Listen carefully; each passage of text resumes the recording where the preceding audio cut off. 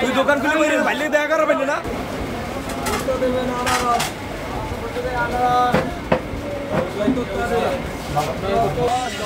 আমার যা আছে আমার নিশ্চিত আমরা জয় লাভ করবো।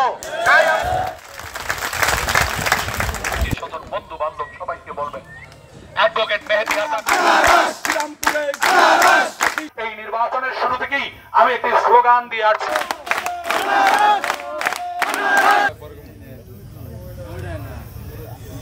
আসসালামু আলাইকুম ওয়া রাহমাতুল্লাহি ওয়া বারাকাতুহু। আমি অ্যাডভোকেট মোহাম্মদ মেহেদী হাসান মিজান, উপজেলা চেয়ারম্যান পদপ্রার্থী, দুমকি, আমার প্রতীক আনারস।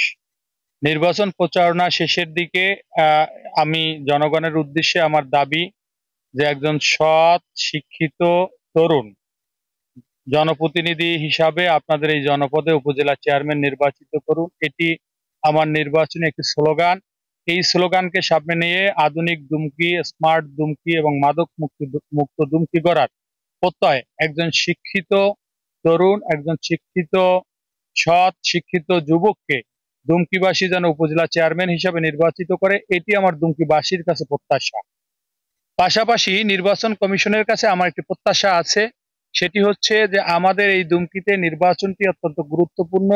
আমরা ইতিমধ্যেই বিভিন্ন জায়গায় শুনে আসতেছি যে একজন প্রার্থী বলে বেড়াচ্ছে যে এক ভোট পেলেও আমি উপজেলা চেয়ারম্যান নির্বাচিত হব।